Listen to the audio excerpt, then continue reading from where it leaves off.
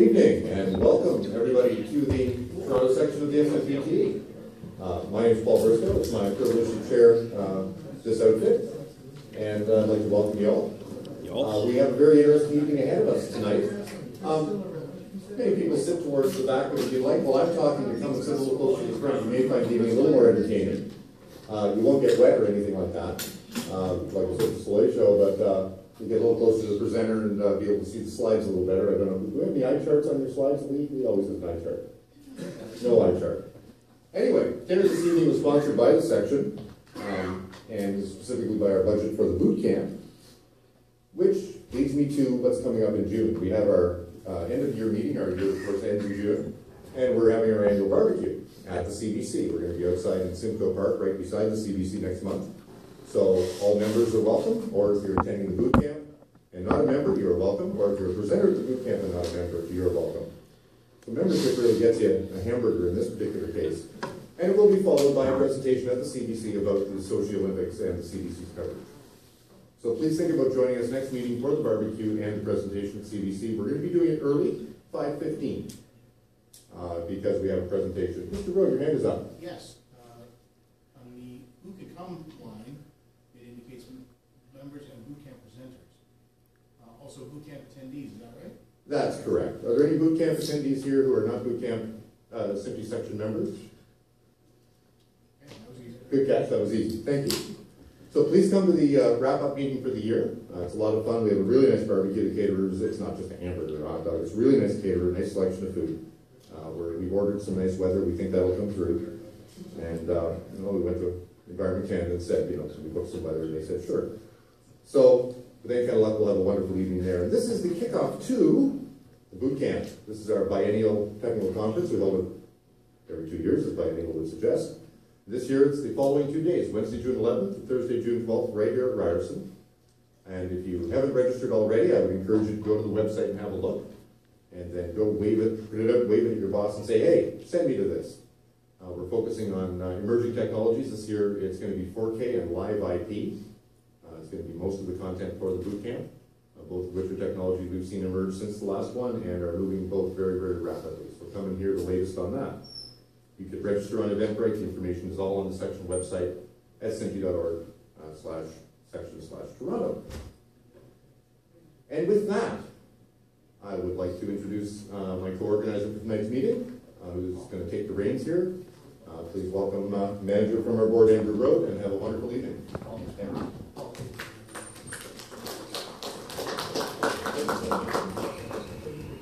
Thanks, everybody. Did everyone enjoy the pizza?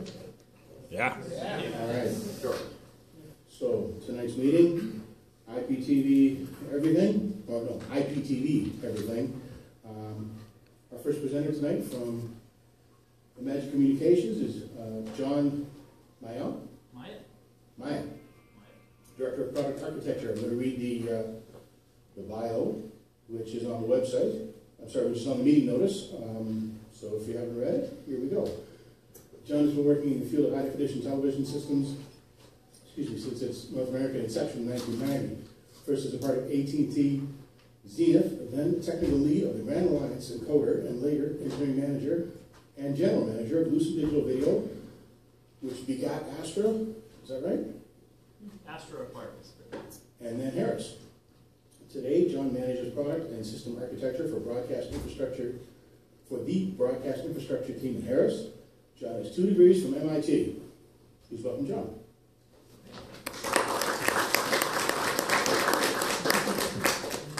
All right. So, what do I have to do to turn this on?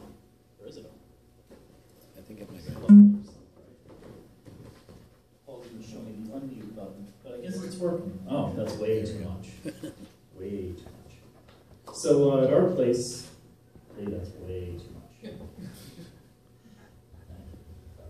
So at our place, every time we say the word Harris, we have to put like 50 cents in the swear jar. So, so I'm down $1 already. But I'm John Maya. I've been doing high-definition TV since 1990. In 1990, I did not have any gray hair. So it's been a long time. And So I'm going to talk about something that is going to likely drive those of us who still have some non-gray hair to have less non-gray hair. That's software-defined networking. So I suppose this is the remote for the evening. Yes. There we go. So every time we talk about a new technology, there's people in the standards community, and I'm one of them, who ask the question, what problem are we trying to solve? And so with software-defined networking, it's a fair question to ask, what problem is software-defined networking trying to solve? Because we all have IP networks. You know, how many people have an IP network in their house? Okay? How many people have an IP network in their office? Okay? Maybe more than one. And you know something? They work pretty well. You know, a 15-year-old kid can go to Best Buy, or whatever you call Best Buy in Canada, and you buy a router, and you hook it up at home, and you go to its little web page, and every other store has a different name here, I'm sorry. Best Buy actually is called Best Buy in Canada, apparently. So, you know, you set it up, it does DHCP, all your computers talk to the internet, everybody's happy. It configured pretty much all by itself. And that was the design goal of the internet, right? Was that it could survive a nuclear attack, and the routers would all just talk to each other and figure out the path, and the humans wouldn't have to be involved, but everything could still talk to each other. So by and large, the internet and all of its, you know, sub-networks and sub-sub-networks met this goal of being able to work in a certain standard, simple way, and your packets would get there, and your email and everything else would work. Great. But you get into problems when you want to do anything different than that. So if you actually want your packets to go a certain way, or if you're trying to set up diverse routing between two cities, you know, imagine even in a facility you've got diverse routing maybe between a production control room and a master control area, something like that, and you need to actually change the wiring. And so you start asking, well, which way are my packets going right now? Because I have to unhook one of them. And, you know, that's when IP gets really frustrating, is when you're suddenly asking yourself, well, which way are my packets going, and which wire? Why did the router do that? I meant for these to go this way. I set up my routing table that way, and then did this. And so that's the hard part, is with IP switches and routers, the way that we configure them today, if you try to do anything unusual, you always wind up asking this question, how do I make it do what I want it to do, and not the thing that it wants to do? It's like it's got a mind of its own. Well, it does, by design. Now, this problem really got much worse in the big data center worlds. When Google and Amazon and all these guys started building out these big virtual data centers, they'll sell somebody a virtual machine that you can buy a virtual machine hosted for a couple $100s a year. And that gets turned up somewhere, and it's working, and if it fails, it gets turned up on another machine, and if the hardware fails, then it all gets turned up in another rack. And all the magic to make that happen can't involve people going and logging into Cisco switches and typing commands at the speed of light in order to reconfigure the thing. That just isn't practical for a service that's sold so inexpensively. So how can you do this stuff in an automated way? That's the problem. So this is the problem statement of the problem that software-defined networking today is trying to solve. Now, SDN itself did not come from a group of people trying to solve that problem. It came from a bunch of researchers at Berkeley and Stanford who were doing research on IP version 7 and what if Ethernet headers were spelled backward and all kinds of other crazy things. And they looked at the switches and they said, boy, if I could just reach inside the switch and set up the flow table entries the way I want, I could do my research project and use all this hardware that I can go off and buy at, you know, my favorite store. But fundamentally, they talked to their friends at Cisco, because Cisco's there in the Bay with Berkeley and, you know, Stanford, and they went over and talked to the guys at Cisco, and the guys at Cisco said, yeah, the guts of the switch could do all this stuff you're talking about. But they didn't have the rest of the conversation that said, so here's all the source code for it, you just stub out this stuff and you put your code here. That wasn't the game that Cisco wanted to play, or any of the other switch vendors.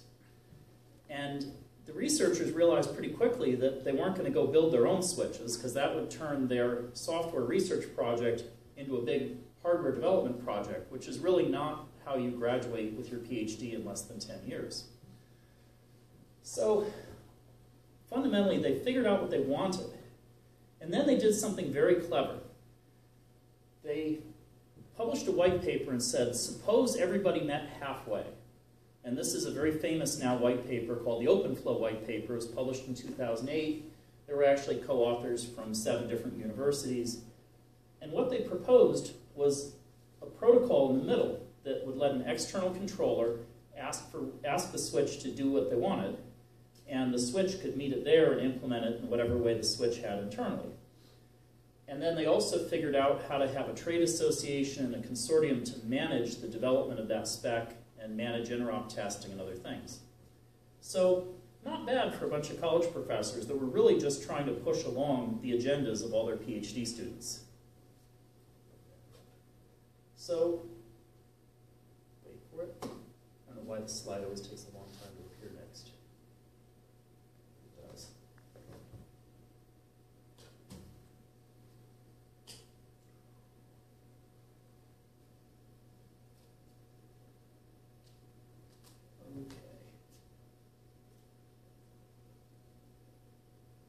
Okay, whatever.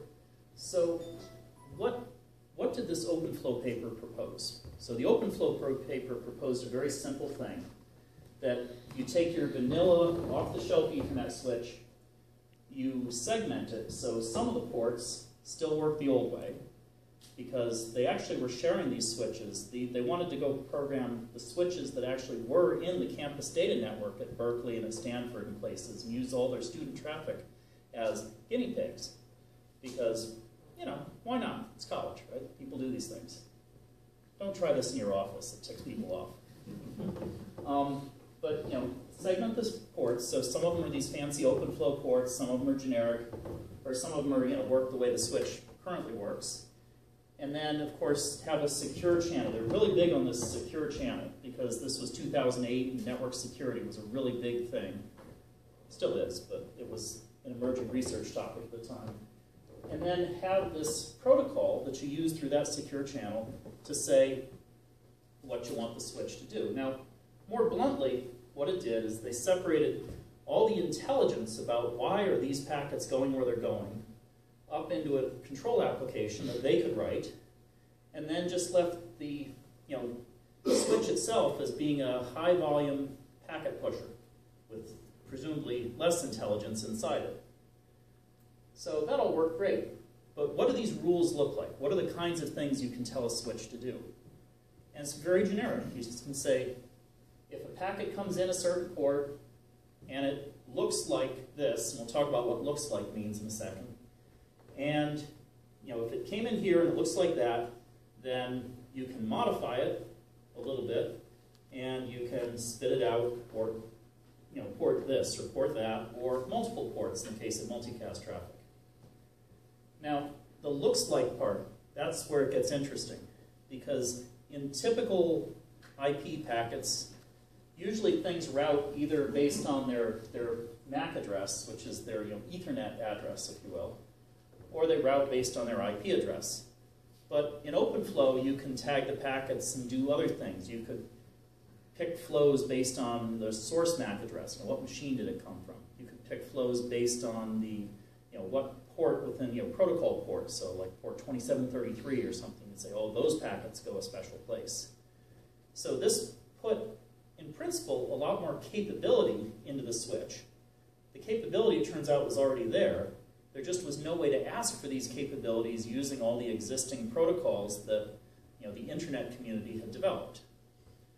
So that's not a very complicated protocol, all in all. This is basically OpenFlow 1.0, is that wrapped up in XML. So, you know, what could you do with those things? Well, they're very powerful. I mean, you can emulate just about every behavior of internet routing today using those behaviors, right? If it looks like this, send it there. That's basically your routing table. The rules are also ordered, so you can have some rules take effect before other rules, and so forth. You can do IGMP snooping and multicast forwarding and so forth using these rules. You can do, all kinds of VLAN pegboarding. So think about a data center where you've got racks and racks of machines all sent back to one big switch. And now you're going to move one virtual machine from that piece of hardware to that piece of hardware. And you want to tell the switches, oh, take everything that was going there and send it over there. Well, now you have a handle to reach into both the switches or all the switches along the path and do what you wanted. Before, you'd have had to go to every switch along the path separately and re-provision it and say, no, send that there, no, pass that through, no, send that over there. You can see why people didn't do that until they had tools. So, okay, that's nice, it's research. What happened next? Well, two things happened. So, the researchers were happy, their students wrote their papers, most of them graduated, some of them became postdocs and wrote another paper. But by and large, the people who started this open flow thing, they said, great, we can go back and do the thing we're trying to do.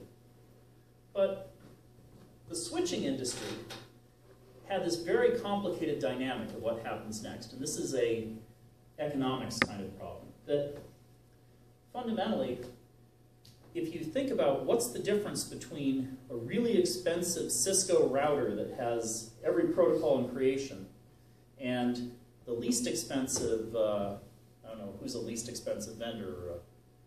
I think D-Link, yeah. TD-Link is even cheaper. And the computing, brown box. What's the difference between those things? It's all in the software.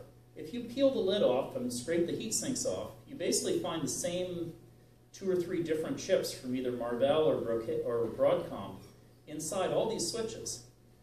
The only differentiation among all these switches, besides a few things about hardware quality and redundant power supplies, things like that, is this software layer and all the protocol processing they do.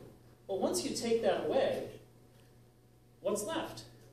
And so it turns out a whole bunch of white box switch vendors, we call them, have come out of the woodwork and are buying the Broadcom chips, putting them down according to the reference design, wrapping a box around it, and selling it as this switch has no intelligence at all, it just runs this open source kernel and supports OpenFlow on the way up, and you can do whatever you want with it. And this is putting a real squeeze on the switch industry, because you always had Cisco at the top, and then you had all the Juniper, Brocade, Arista, Extreme, that whole crew. And now you have all these white box vendors coming up from the bottom saying, oh, we're just going to make cheap hardware and you do what you want with it. So this notion that started out as a tool for researchers has actually caused a big economic disruption in the core people who make these switches. And they're all in the process of figuring out if they are software companies or hardware companies, or if they make their money on selling the volume of boxes, or if they make their money on selling some kind of complicated solution. And it's just going to get more interesting over the next couple of years. This hasn't played out yet. It's just the battle lines are all being drawn right now. Now, then there rose up about the same time in 2009, 10, 11, 12, these giant data centers. So, Amazon was a big leader in this. Google was building out their own stuff their own way. But now there's dozens and dozens of providers that will rent you hosting, virtual machines, virtualized storage, and so forth. And they'll geo-diversify them. The website, you're going to stand up a new business, and it's got to scale to 1 million or 2 million or 10 million users at a time. There's tools for that, and there's data centers for that. And really all you have to do is rent the space. And you can even rent as you go. You can sort of rent a little hosting, see how it goes, and if your application turns out to be popular, then you can scale it up. And that's all done in this data center industry that used these software-defined networking techniques to build out the scalability of the hardware. So all these large data enterprises, Google, Amazon, PayPal, all these guys, they use this stuff every day. So software-defined networking is not a theoretical thing. It's actually an enabler of stuff you do every day. You couldn't have Amazon or Google or eBay or any of your favorite large-scale web apps without this stuff.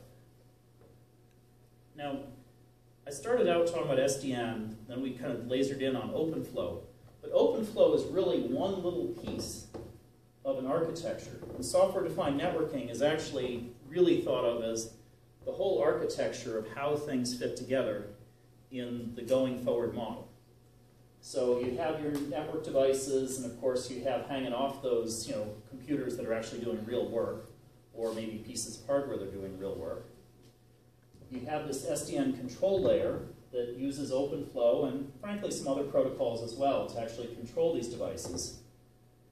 And then fundamentally you have business applications that are the thing that knows that that virtual machine moved from there to there, or that know that this user in Chicago is trying to access this data set that's living on a server farm in New York. So it's really these business applications that are the differentiating domains. So like eBay or somebody like that, they've spent a ton of money on top developing their application. And their application then uses some SDN controller to do its bidding across the network. And the SDN controllers, they tend to be a little specialized. But fundamentally, if you think about the model of your house, you have one switch in your attic, and it works. Everything's hooked to it. Maybe you have multiple switches, but they talk to each other just the tiniest bit. Well, when you have these switches all over the country, the old internet model was that those switches talk to each other using routing protocols, and between them all, they converge into a magic working system. SDN says, forget about that. We'll have one centralized controller that tells every switch what it's supposed to do. And then we'll have redundancy here. If you want to have some backup for that controller, you have two, or usually they run 3 in a cluster. Now, if I'm not writing it, or none of us really want to write this software, where does this magic SDN controller software come from? Because the software fairy shows up in the night and just sprinkles it every place, right? And it's sort of like that. There's all kinds of open source projects that started up, and I don't know if these are like grad students who didn't find jobs yet, or who writes this open source stuff, but there were a ton of open source projects that started up. Floodlight was a very popular one, but there's 10 others. And each one was usually written by somebody for a purpose, and then they added a few features to make it a little more generic. Now, lots of little projects started. A few of them got to some state of finishedness. But do you want to bet your farm on one of these? Maybe. Now, each of the vendors, Brocade, Arista, Extreme, Cisco, Juniper, they've in turn centrally gone and made some proprietary thing that has some of the attributes of SDN, but of course only works on their switches. So Cisco has some big software layer that you can run on all your Cisco switches, and magically they do better than they would have without it. Brocade has a really nice one. Extreme has one as well. Arista has their own thing. So these guys have invested a lot of money, and they all started down the path of trying to compete with each other on the richness of this software layer that they could put above their switches. Then they realized how hard that was to do, because that's just a lot of development. So a strange thing happened. The switch vendors and some of the university people again started this thing called the Open Daylight Project, where it's kind of like an open source coding project. It's kind of like a trade association, and it has the best attributes of both. So the vendors fund it. Lots of vendor code came into it. It's run like an open source project, but maybe managed a little more tightly than some, because there's a lot of actual money involved because the vendors are paying for it. And they've produced an open source thing called Open Daylight that is the prevailing good SDN controller that a lot of people like. So this is a shamelessly stolen off their website diagram that's even hard to read from here. So from about the 5th row back, forget about it. OpenDaylight.org, look on your own time. But they had a very simple model that at the bottom, you have switches enabled with OpenFlow. You have switches, you have a thing called Open vSwitch, which is actually virtual switches that, just like you have virtual machines, there are virtual network stacks you can run in your Blade server that you never even, there's no physical switch harmed, it's just software pushing packets. And then they use a whole set of protocols to control those things, and this big green blob in the middle is really the Open Daylight thing where they have service abstraction at the bottom. That a service is things like, a flow from one place to another is considered a service in their lingo. And then they have APIs on top that are really web APIs that then the applications, which would live above this layer, use to say, oh, I need to connect that user in New York to that machine in Chicago, but more specifically, obviously. So this is kind of one direction that the industry took, and is sort of the one with momentum right now. So if you really wanted to stand up software-defined networks, Open Daylight is typically what you would use. And it's not even expensive. It's kind of free. It was done mainly to move the hardware. Now, not to be outdone, a different set of providers, mainly the infrastructure providers, led by Rackspace.com, which was one of the big hosting providers, but 2 or 3 others chipped in money and effort as well. They did a thing called OpenStack, which is a similar idea, but was very focused on all the issues around multi-tenancy, really leasing out capacity to people and keeping tight track of users and permissions and capacity and all these constraints. So OpenStack, again, has a whole bunch of interrelated software projects. It's all open source. Both these are essentially free. You can join, you can participate, you can download the code, you can run it. It's funded by the switch makers in the hopes that you'll buy lots of switches. Now, this is the obligatory OpenStack picture, which is much simpler, but the same notion of your application at the top, standard hardware at the bottom, and a bunch of shared services layers in the middle.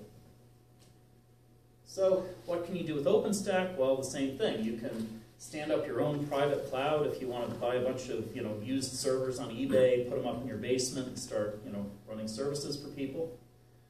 You can run applications in public clouds with OpenStack because fundamentally that's how the public cloud works.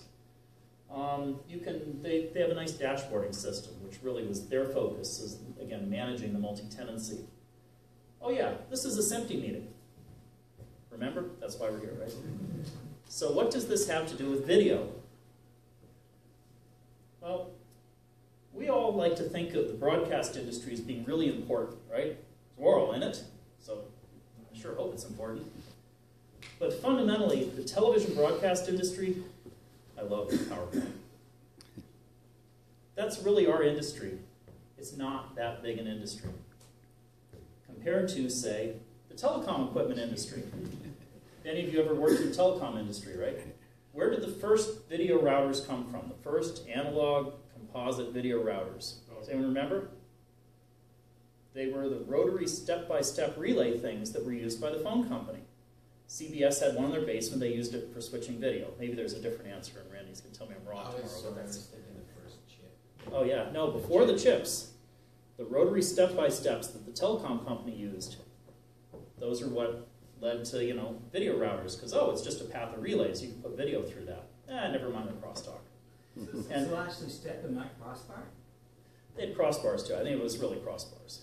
Because step was really archaic. Yeah, no, it was crossbars. But 19. yeah, that's why they were cheap. But really, as a broadcast industry, we've ridden the coattails of telecom for a long time. All those nice SFP optical packages we use, there's volume in telecom for those. That's where they came from. 2.5, 3 gig lasers. They were developed for OC48 and OC192, and then we use them too. So, but even the telecom infrastructure industry really isn't that big. It's bigger than us, but it's not that big. Fundamentally, we all answer to this one, which is the IT economics and the IT industry.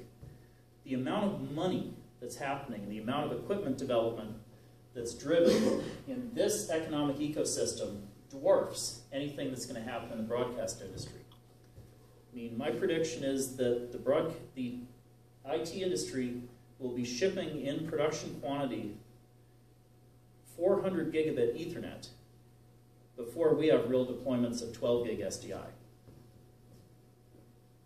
Does anyone want to take the other side of that bet? That's like a year from now? 400 gig E is, there'll be protos in a year and real production in maybe 2.5. So, it's a whole different economics. Now, what does that translate to in terms of our industry? Well, just to put up something from a vendor who's not us, if you were lucky enough to have a Yamaha audio console and you wanted to add an HDSDI interface to it to like pick off the audio from HDSDI, you can buy this nice plug-in for your Yamaha audio console, and it's only $4,300 online. And you know, in the video industry, that's a lot of money. In the prosumer audio industry, that's like that might as well be an infinitely expensive thing. But why? Why is it expensive? Well, because how many of those do they sell a year? Not very many. How many chips on it are actually high-density integrated circuits? Not very many. It's really built out of sticks and twigs for this very narrow purpose. Now, suppose you instead wanted to get an HDSDI I/O card for your computer. Maybe a Blackmagic Decklink 2 or something. I don't know, whatever that's some Blackmagic card. But yeah, it's about $1,000. Does 3 gig inputs. But why is it less expensive? Well, it's less expensive because all the complicated chips on it are out of the computer industry. So it's got a big multi-port PCIe bridge that probably cost them $5. Because that's the volume of that industry. And it's going into a standard platform, so they don't have to engineer the whole rest of your computer for you. Presumably you did that. But here's what I love. Okay, here's a 20 gigabit interface, dual 10 gig NICs. Oh, by the way, that's 20 gigabits each way. $450. Quantity 1. Delivered tomorrow. Is that without the FSPs though? Yeah, there's no SFPs with that. Actually, that's but honestly, SFP direct attach cables are like $50 now, and they'll come down too. It's a whole different economic ecosystem that can make a 20 gigabit interface for $450, quantity 1 with free shipping, versus an economic ecosystem that this is considered a low price product by the people who make it. So here's a closer to home example. So, we make SDI routers. So do other people. And now this is a kind of a standard size, 256 square, 15 RU, 2-man lift. Fully non-blocking, 384 gigabits throughput. That's nice, right? That's one I have. At 3 gig, it's even more. Well, here you go. 640 gigabits throughput, 1 RU. And we won't even talk about the cost difference between these two things, because this is a technical talk. We're not going to talk about pricing. But suffice it to say, the pricing is different on those two things. And it is staggering how inexpensive these 10 gigabit port switches are now. There's 7 different vendors who make switches in that class, and they're all well under $500 a port. Online, how many would you like? It's really amazing. So, all that said, what does that, wait, I'm sorry, something went, I'm missing a chart there. So, in a video context, what does SDN mean? Well, somehow, to me it means that you have these switches. You might want to send video from, say, a software app running over here through into something over there. Fundamentally, SDN is a technique for setting up those connections and tearing down those connections, but keeping the control layer, meaning our application layers, like they are today. So if you think about a facility today, what talks to the router in a facility? Not the signals, I'm talking about the control. Everything talks to the router. The tally lamp on top of the camera turns red because it saw that that camera got switched into master. The multi-viewer, the UMD changes because it saw that somebody switched that port and it monitored all these things from the router. So there's dozens of things in the plant that are applications in this lingo that expect to talk to a router. So even in some future where there's maybe not that much router under the router, still we need to have this application stuff happen. So what are the key things? Well, the key features are that you have to be ready to control a hybrid facility. So no one's going to go forklift all this stuff on the first day. You have to be able to deal with a mix of SDI, IP, some other flavors, because even IP, there's a lot of flavors. It might be uncompressed, might be compressed. There's a lot of debate in the industry about the cost and benefit on that. But you have to make it act like a router above the board, even if below you have a great big hegemony of equipment. So there's a lot of standards activity at work. Some of it's about the data formats that go between these two things. So like Lee's going to talk about these video over IP data formats later, so I won't talk about them now. But there's lots of them. And that's work that's gone on in SMPTE 2022 or in 32NF. And equally, there's a lot of standards work starting on the control protocols of how would a northbound thing like an orchestrator talk to devices in a uniform way. Because right now, we're in a world where we have to write a driver for every different device in the universe because every one of them speaks a different control protocol. But maybe in the future we'll do differently. So if you want to participate in 34CS and media device control over IP and make that into a wonderful standard that'll work for the whole industry, God bless you. The meetings are about every 2 weeks. Now, how do you hook all this stuff up? There's about 3 different ways that you could do a plant that's a mix of baseband and IP, right? You could have a big baseband router. Everyone has one already. And then a couple things that need to go to IP, you just put some translators. That's great for getting started. The trouble is that the end game isn't very good. You wind up with a baseband router full of translators or something. So that's not a very appealing end game. You could go straight to the end game and say, well, I'm just going to have IP switches as the core and hook everything to those. And if I have some baseband things, then I'll just translate. And that's great when 90% of your stuff's in IP. But, you've got to get there first. So then there's kind of a middle ground that says, well, you have your big baseband router today, great. You might even grow it some before you shrink it. As you add things that are IP, you get some switches and you start doing that. And then you treat in between them, essentially like tie lines between routing domains. The well-established technology, we know how to control it, we know how to manage it. A lot of facilities are built that way anyway. So depending on where you are in the transition, there's different architectures that make sense, but they're built out of basically the same pieces. It's all about how do you control it, how do you set up paths. And then this is a different architecture that some people really find appealing. You find this one appealing if you stop thinking about boxes on a piece of paper with lines, and you start thinking about a physical facility with actual racks and cable trays and so forth. Because this is where the cable trays start having a handful of fibers in them instead of having a mountain of SDI coax.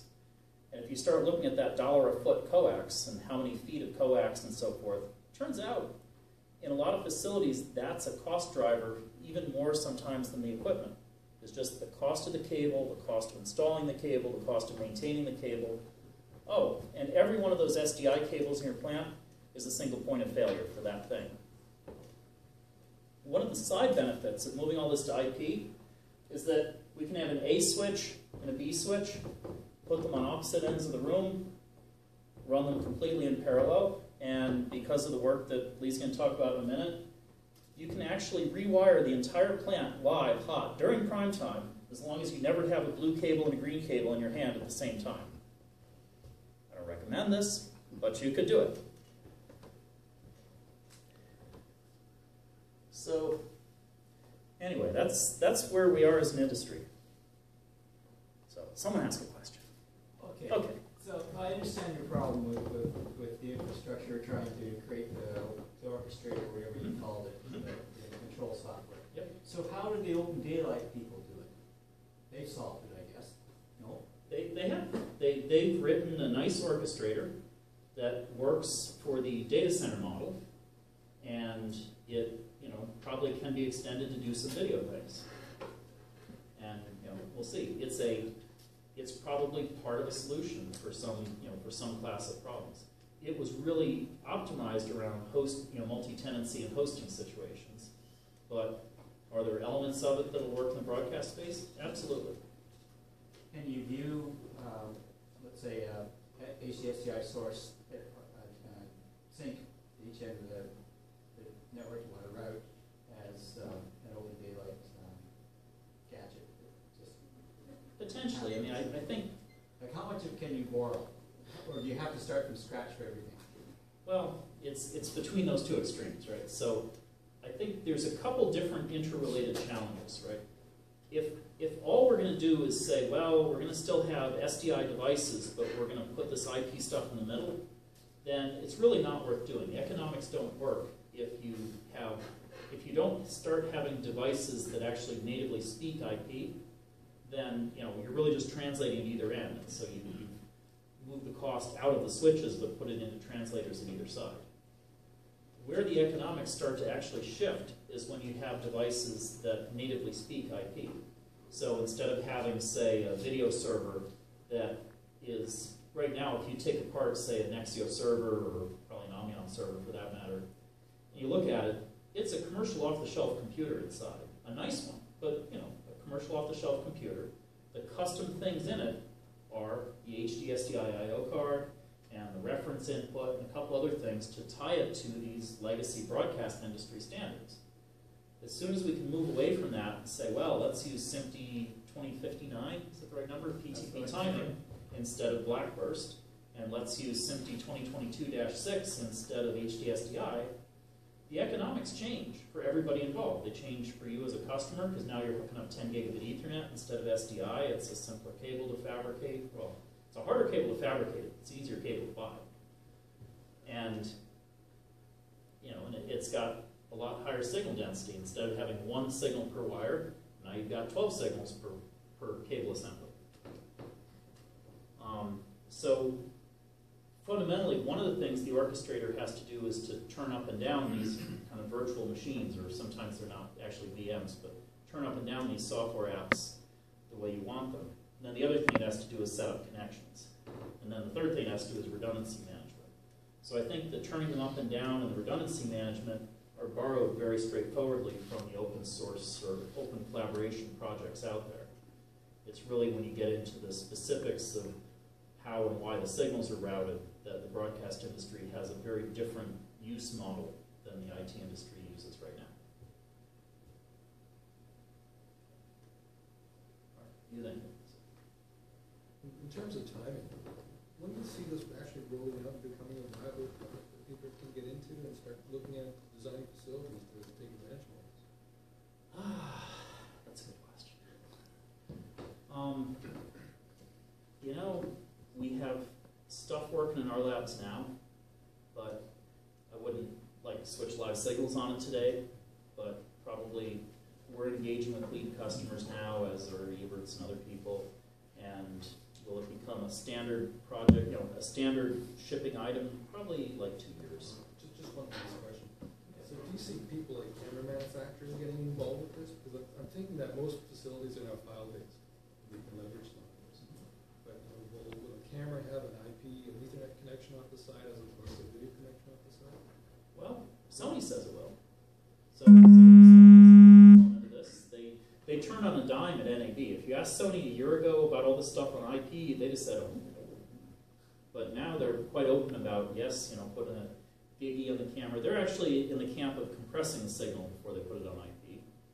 Okay, that makes sense in some domains. So, yeah, I think the camera makers are, they're looking for this to be IT based, because again, they can leverage the cost, the price point curve on the chips that do IP a lot cheaper than making their own silicon for everything.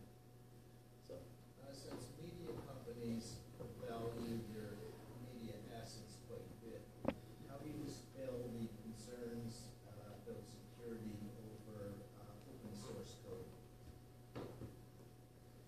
well, they already run Linux on things. They already use a lot of open source code. So is there a, I think you still have a challenge with network security, as you do already with file-based workflows, right? You have to keep the networks reasonably separated, have proper firewalls and all that. So I think as an industry, we'll develop some design techniques to ensure that we have kind of asset protection and security. The challenge of, the benefit / challenge of open source code is that you didn't control its development, and nor did your vendor necessarily control its development.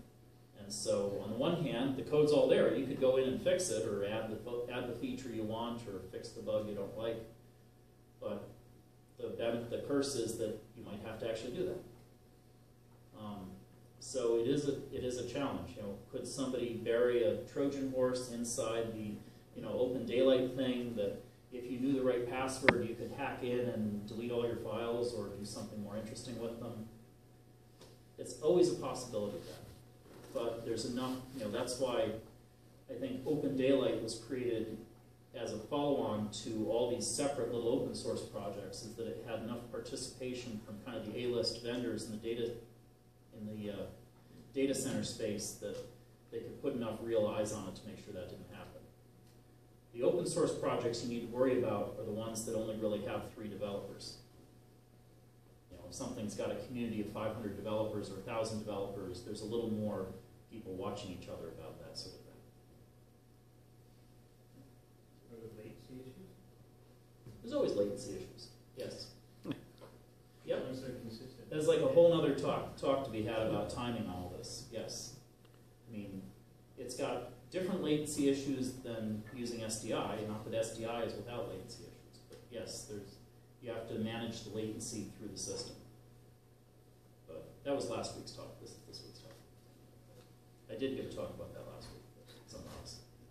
Okay. Well, I've filled more time than I meant to. So. I have one question. Oh, I'm sorry. I thought you were giving me the hook. VLAN's a component of SDN, or No, they're VLANs. different animals altogether? Neither. VLANs are one of many constructions in Ethernet. So you can organize virtual LANs on a physical LAN. It's just 8 more bits in the Ethernet header that you can use to say, or 16 more bits in the Ethernet header that you can use to say, well, I really have all kinds of different Ethernet networks stacked up in this one physical wire. But SDN can use VLANs really well, but they're they both exist in the same space. Yes?